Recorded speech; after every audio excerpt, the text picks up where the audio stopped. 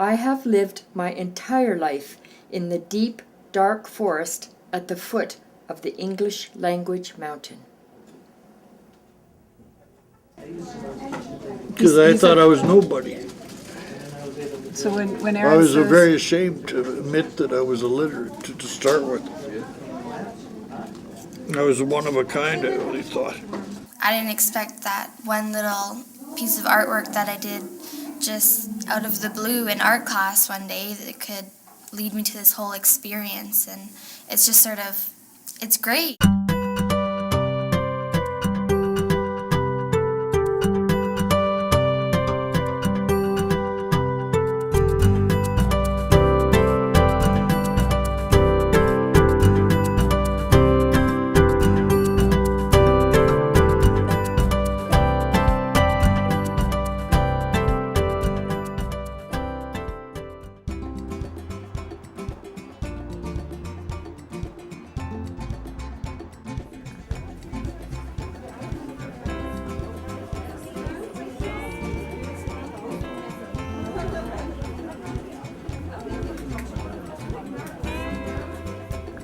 This whole idea of working together is part of what we try to do at Edmonton Christian School. We believe it's important that youth and children not only learn with their heads, but also with their hearts and with their hands. And this is one way, as artists, we think we can share with our hands. The work that students have done often beautify the school walls, but we think it can go farther. when we got the call, we started thinking, well, we could put the art on the wall, and then our folks, the adults that come here for learning, we could do writing about it, right? Oh, and if we write about it, then maybe we could make a book, and we could put their art and our stories in it. And then we thought, well, maybe the kids could also teach us to do art. Cool, we'll go to their school and they can do art with us. And maybe they could come to us and we could teach them to do creative writing. These guys could teach you how to write. So mine is a mother and child, it's called Tranquility.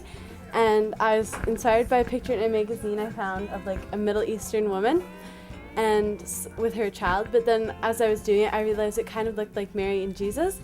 So I changed it into that, and I added the lines to show that they're holy, and yeah. Mrs. Martin, she had lots of books on animals, and we could look at them and decide which animal we wanted to do. And she showed us some of Norval Morrisseau's paintings, and the fish one, I thought it looked really cool. This one's my favorite because it shows that from what I get from it, it's the inside that counts it rather than the outside. That's what I get. So. And the clown stuck out on me because I'm a child at heart. I love kids dearly. And I wish I knew how to draw one like that. I just love castles and whatever. And I feel that I'm right in there with them, with the artist. And it was a beautiful picture.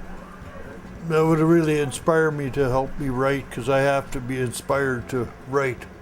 I'm thankful for his care. I'm thankful for all his good gifts, for all I have to share.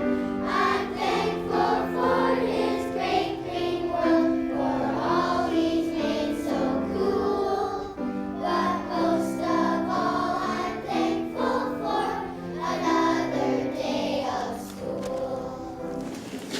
Hi, my name is Phil Beekhouse. I was born with a brain tumor. It was in my memory bank. I couldn't remember hardly anything. It was hard to learn. I was teased a lot. At 40, I had the tumor surgically removed. I had to learn everything all over again, so I came to the Learning Center and they've helped me with reading and writing and math and everyday skills. I love art and the color of art.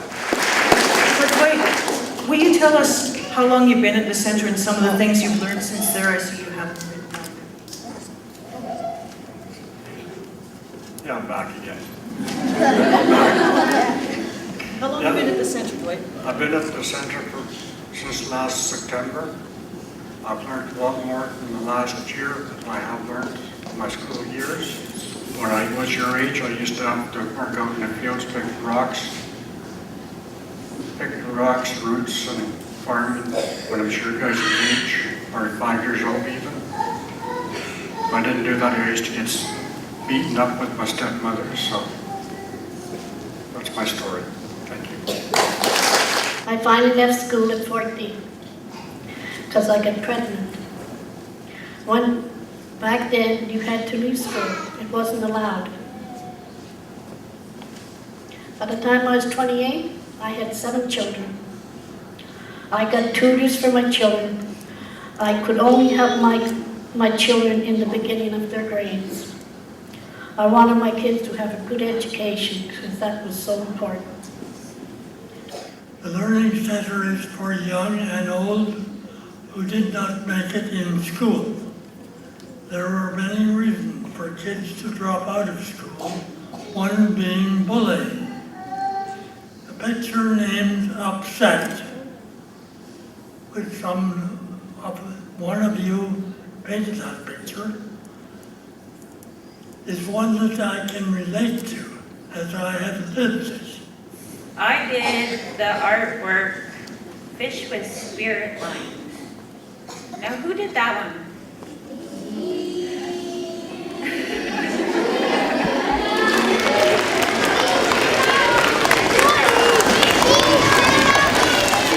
Fish of hard times with battle scars and wounds carries its heaviness around. As its shadow surrounds its inners, colors of sophistication show through. A map of its spirit runs through a collection of its past, swims into the future of the unknown, keeping it together, it survives another day. So raise your friends' hands.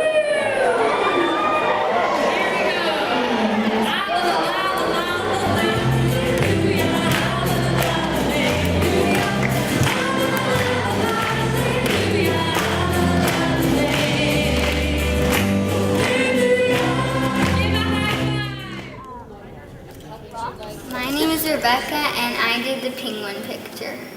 Oh, and there's she loves it. Yeah. My name's Kendall, and I did the bug picture. My name is Emily, and I did the picture of the landscape. My name is Erica, and I did the picture of the horse in the mountains. My name is Liam, and I did the haunting picture. My name is Katrina, and I did the ladybug picture. My name is Anna, and I did the other bug picture. It's kind of what we call a reciprocal learning, okay? So we started by going over there, then they started writing, they've come here, and it's this back and forth. So we're giving to each other, and that is an awesome thing.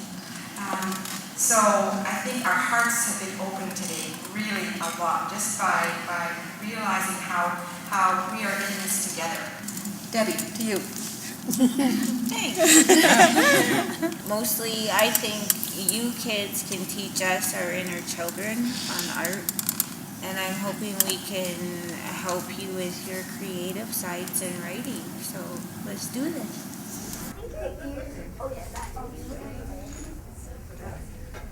We're very thankful to have the students from this school and the students from the Learning Center present today.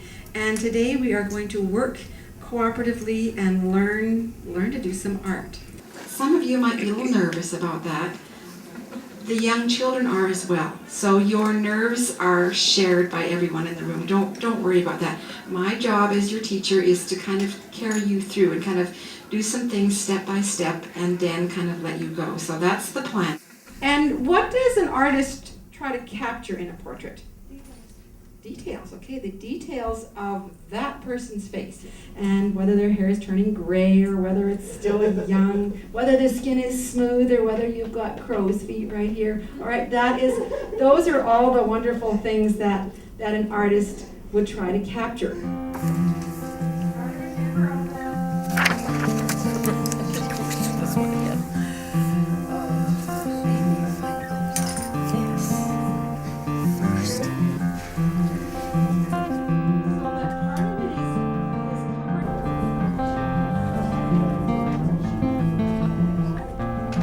just big eyebrows. Some of you might have a unibrow. And some of you might have just very light eyebrows, okay?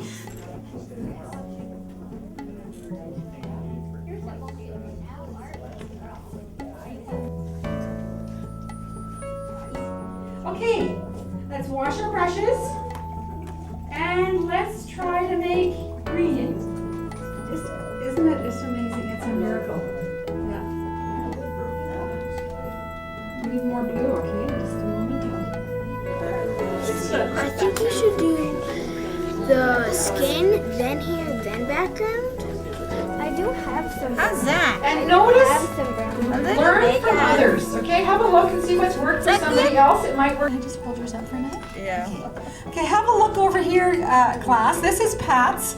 And she's done a beautiful job of the skin color. She's just got a little hint of the shadow by the nose here and a little hint of the shadow right here. She's done a beautiful job. Center. This is Eve. That's nice little mix all the colors together. Yeah? Yeah. I never was one for painting. I like the color.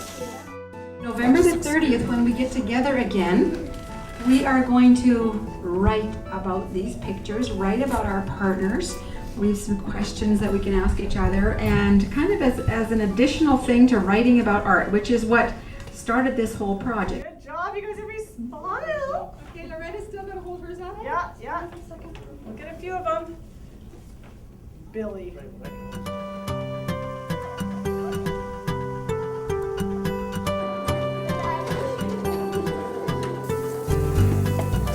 We've been having some fun making painted portraits of each other. Now we're going to look at making word portraits of each other. What you're going to do is interview each other, and there's some questions on here that you can use. The most important thing, though, is to let the interview be a conversation and think of ways to describe them physically, too. If they're big, well, big's kind of not a very juicy word. You guys in the school, put up your hand if you use juicy words in class. Yeah, I know my daughter's in grade 2. She uses juicy words, and I didn't know what that meant, but as a writer, it turns out we use them all the time. So if you say somebody's big, what's another word for big? Large. Humongous, tall, what else? Abundant. Abundant, there's a good word. So you said that what you saw changed your way of thinking? You have to be still. Oh, it's not nice Musical now. instrument. I think I would have to be an electric guitar. It's a good choice. I want to play. Let's try it. Just what's the first word that comes to your mind? Pounding. Pounding. What's the first word that comes to your mind? Music. Music. Okay. For drums again? No, music. Now we're on to music. Melody. Melody. Homework. Oh, good. Took a twist. Okay, homework. Boring. Boring. Okay, boring. Life. Oh! Why do you like writing better? I don't know, it's just a way for me to open up my imagination. How about you, Pat? Do you enjoy the drawing or the writing? Well, I like writing because it's an art too. You paint pictures of someone's life with words.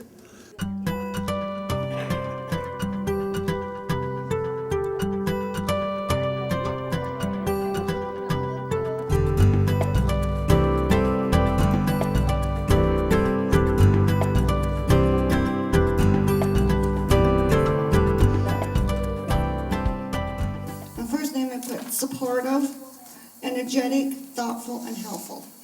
There's Seth in a nutshell. Lovely. Good job, Loretta. She would be an animal, she would be a bug, because they can almost go anywhere.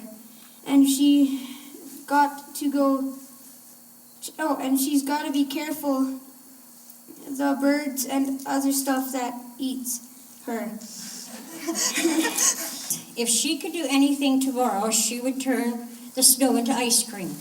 If she were an animal, she would be a turtle because they live to be 100 years old. Rebecca loves to read books and to do puzzles. We have the same interest. Teresa likes monkeys. Teresa likes purple. Teresa likes ham and pineapple pizza. Brian likes to scuba dive. He likes Eddie Vedder. I don't know why. His favorite color is Air Force blue, and he wants to be a moose. Rutabaga is hard to spell, which rhymes with fell, which is like fall, which happens to be Brian's favorite season. He wants to be a trumpet, for which he must have a reason. He's a jolly good fellow, and when he says something funny, laughter will follow. Brian is my friend. Living on a farm, safe and warm, boisterous moos of cows, and her pinto horse she rides, of course. This is my partner, you see, with more laughs and smiles than me. Debbie loves to go and learn at the Learning Center because she feels that she can relearn and have fun.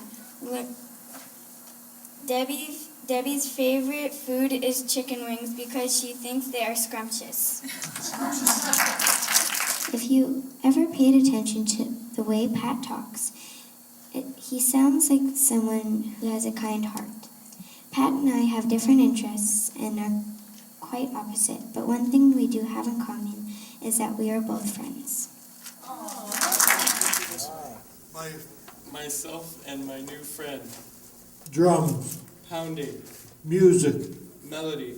songs, Notes. homework, Boring. life, Living. me, Fun. life, Alive. man, Friends. Nice job, guys. Okay, thank you.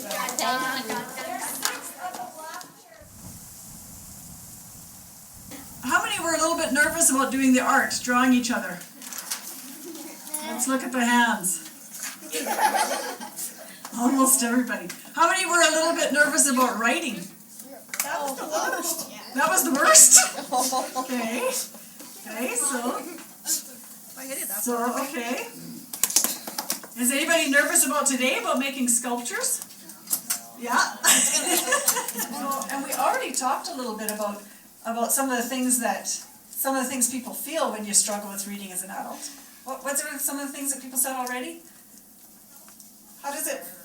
Pardon? Scared. Embarrassed. Discouraged. Okay. Right? Feels horrible when your kids can read better than you. Feels horrible when your kids can read better than you, Or or kids, your nieces and nephews. Okay, Kevin's experience was, he was thinking, how am I going to survive this day, right? You're not thinking, how am I going to learn this word? It's how am I going to survive this day, okay? And bullying has a horrible effect on learning. Pose how you feel about reading. So, if it has been quite a journey for you, you might have, your arms kind of, maybe you're like this, because you feel the weight of literacy. If you are feeling good, it might be that you're holding that book up high because you can read it now.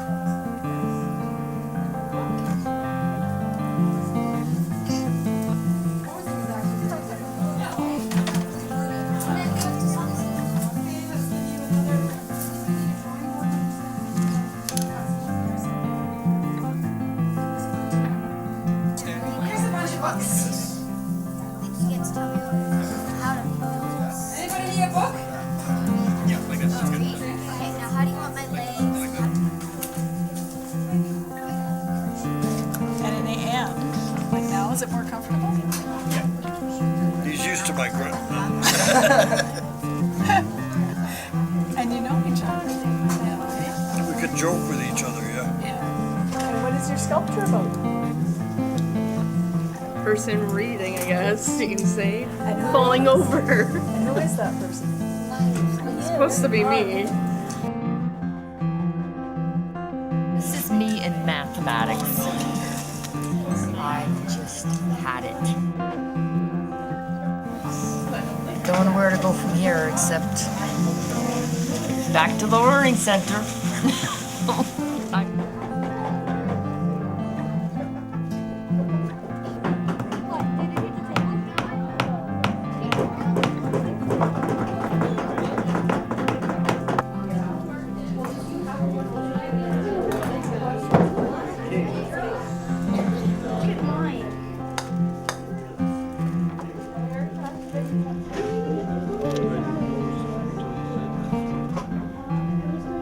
This is about a man that's been lost and he just discovered the future and is about to take the first step into the future. What do you think of this project? What's your feeling about this project? I think we do connect with young and old and in between. You get to know people in a different way, and when you work with someone, like when you make something or you draw the person, you have to know that person. Each of them are just beautiful in themselves, and together they make this wonderful collage of what we've done and what we've learned. How does that relate to literacy? He's talking about circles, and he's talking about different levels. Togetherness. Togetherness, okay. Is this a mountain? Is this a ladder? Is it a hill? Is it a valley? What is this? Stairs, okay. Liam, what would you like to say? I think it would be more of a mountain. Because with stairs, there is one bottom, one place where everyone starts. But people might start from different places, or they might take a different path up. But it all goes to the same place.